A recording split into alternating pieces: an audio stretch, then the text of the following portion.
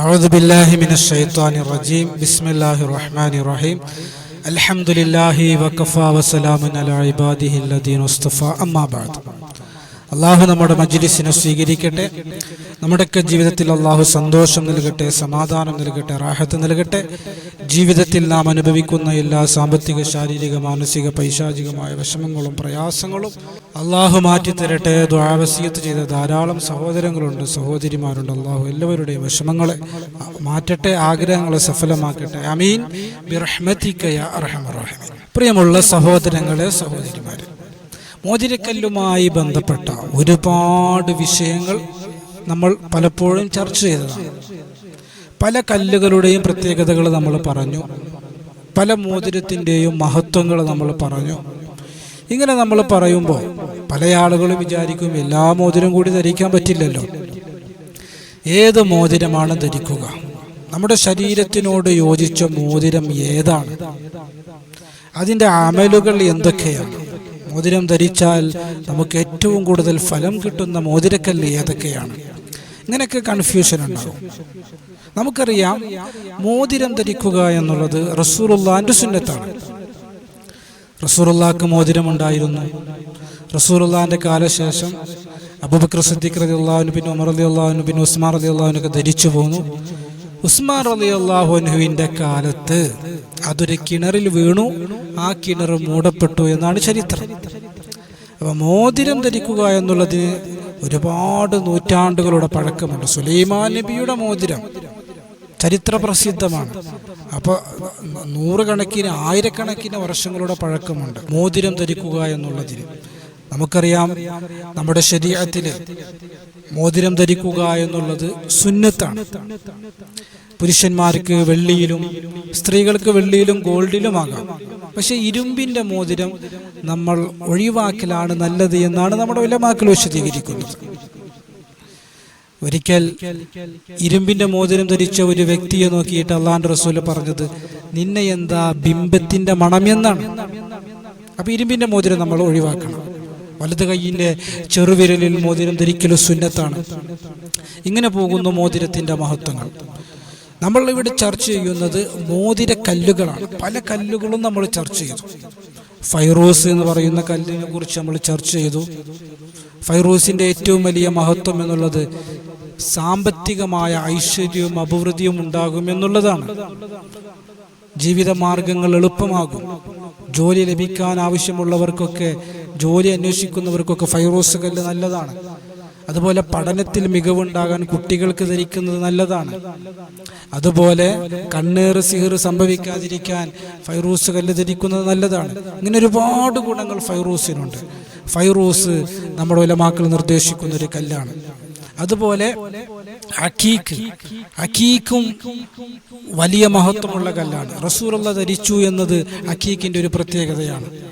ജീവിതത്തിൽ ബറക്കത്തുണ്ടാകുമെന്നുള്ളതാണ്. ബറക്കത്ത് എന്ന് പറഞ്ഞാൽ നമുക്കറിയാം, അഭൗതികമായ ഒരു അനുഗ്രഹമാണ്, നോക്കിയാൽ കാണുന്നതല്ല. അള്ളാഹു നമ്മുടെ എല്ലാ വിഷയങ്ങളിലും ബറക്കത്ത് നൽകും. പിന്നെ അഖീഖിന്റെ മറ്റൊരു ഗുണമാണ് കുടുംബത്തിൽ ഐക്യവും സ്നേഹവും ഉണ്ടാകുമെന്നുള്ളത്. പ്രത്യേകിച്ച് ദമ്പതിമാർക്കിടയിലൊക്കെ സ്നേഹമുണ്ടാകാൻ അഖീഖ് ധരിക്കുന്നത് നല്ലതാണ്. സ്ത്രീകൾക്കും ധരിക്കാം, പുരുഷന്മാർക്കും ധരിക്കാം. അഖീഖിന്റെ ഗുണങ്ങൾ ഒരുപാട് നമുക്ക് കാണാൻ കഴിയും. ഏറ്റവും പ്രധാനപ്പെട്ട ഗുണം ബറക്കത്തുണ്ടാവുക, കുടുംബത്തിൽ സ്നേഹമുണ്ടാവുക എന്നുള്ളതൊക്കെയാണ്. അതുപോലെ മറ്റുള്ളവരുടെ ബഹുമാനവും പരിഗണനയും ഒക്കെ നമുക്ക് ലഭിക്കുക എന്നുള്ളത്. അതുപോലെ മറ്റൊരു കല്ലാണ് യാക്കൂത്ത് എന്നുള്ളത്. വിശുദ്ധമായ ഖുർആനിലൊക്കെ യാക്കൂത്ത് എന്ന വാക്ക് പലപ്പോഴും ഉപയോഗിച്ചിട്ടുണ്ട്. കഅന്നഹുന്നൽ യാക്കൂത്ത് വൽ മർജാൻ. യാക്കൂത്ത് എന്ന് പറഞ്ഞാൽ റൂബിയാണ്.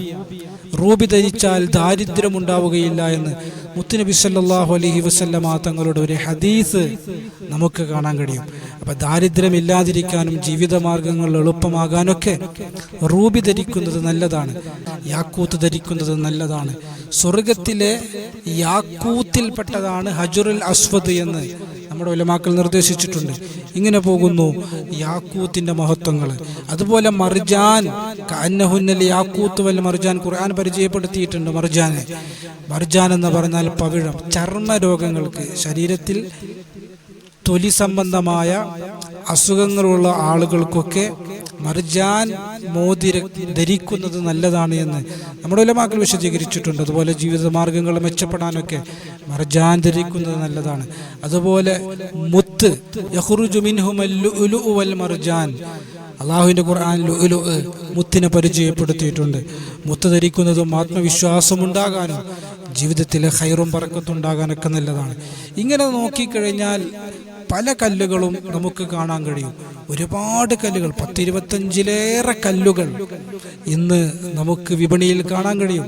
പഴയ കാലം മുതലേ പഴയ രാജാക്കന്മാരൊക്കെ ശേഖരിച്ചു വെച്ചിരുന്ന കല്ലുകൾ, വലിയ മഹത്വം പറയപ്പെടുന്ന കല്ലുകൾ. എന്നാൽ ഇങ്ങനെയുള്ള ഒരുപാട് കല്ലുകളുടെ കൂട്ടത്തിൽ നമ്മുടെ ഉലമാക്കൾ സാധാരണ നിർദ്ദേശിക്കാറുള്ള പഴയ പണ്ഡിതന്മാരൊക്കെ, പഴയ മശായിഖന്മാരൊക്കെ, പഴയ സൂഫികളൊക്കെ, അവരുടെ അടുത്തൊക്കെ നമ്മൾ ചൊല്ലുമ്പോൾ അവർ പറയാറുണ്ട്, ഇന്ന കല്ല് ധരിച്ചോ, നിനക്ക് നല്ലതാണ്, ആ കല്ല് ധരിച്ചോ, അത് ഖൈറാണ്, ഇങ്ങനെയൊക്കെ പറയാറുണ്ടല്ലോ. അക്കൂട്ടത്തിൽപ്പെട്ട വളരെ പ്രധാനപ്പെട്ട 5 കല്ലുകളാണ് നമ്മൾ പരിചയപ്പെട്ടത്. ഫൈറൂസ്, യാക്കൂത്ത്, അക്കീക്ക്, മർജാൻ, മുത്ത്, ഈ 5 കല്ലുകൾ. അപ്പം നമ്മൾ കല്ല് തിരഞ്ഞെടുക്കുമ്പോൾ ഈ 5 കല്ലുകളിൽ ഏതെങ്കിലും ഒരു കല്ല് തിരഞ്ഞെടുക്കാൻ വേണ്ടി നമ്മൾ ശ്രമിക്കുക. ഈ 5 കല്ലുകളുടെ മഹത്വങ്ങൾ നമ്മൾ നോക്കുമ്പോൾ ഏകദേശം എല്ലാത്തിനും ഖൈറും ബർക്കത്തും എന്ന് പറയപ്പെടുന്നത് കാണാൻ കഴിയും. ഖൈറും ബർക്കത്തും എന്ന് പറഞ്ഞാൽ തന്നെ അതിലെല്ലാം പെട്ടു. അപ്പം എല്ലാത്തിൻ്റെയും ഗുണങ്ങൾ ഏകദേശമൊക്കെ ഒരുപോലെ തന്നെയാണ്. എങ്കിലും ഈ 5 എണ്ണത്തിൽ നമ്മുടെ ശരീരത്തിനോട്, നമ്മുടെ ജനനത്തിനോട്, നമ്മുടെ ബർത്തിനോട് ഏറ്റവും സൂട്ടാകുന്ന, അനുയോജ്യമാകുന്ന, നമുക്ക് ധരിച്ചു കഴിഞ്ഞാൽ സൈഡ് എഫക്റ്റുകൾ ഉണ്ടാകാത്ത രൂപത്തിൽ അതിനെങ്ങനെയാണ് കണ്ടെത്തുക, തിരഞ്ഞെടുക്കുക എന്ന് മനസ്സിലാക്കിയിട്ട് നമ്മുടെ ശരീരത്തിനോട്, നമ്മുടെ റൂഹിനോടും യോജിക്കുന്ന കല്ലുകളെ നമ്മൾ ധരിക്കാൻ വേണ്ടി പരിശ്രമിക്കുക എന്നുള്ളതാണ്. അതോടൊപ്പം നമ്മൾ കല്ല് മാത്രം ധരിച്ചാൽ പോരാ.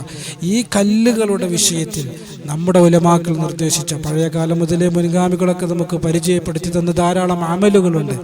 ആ അമലുകളൊക്കെ ചൊല്ലി അതിലേക്ക് മന്ത്രിച്ചൂതിയിട്ടൊക്കെ നമ്മൾ ധരിക്കുമ്പോൾ നമുക്ക് ഇരട്ടി മധുരമാണ്, ഇരട്ടി ഗുണമാണ്.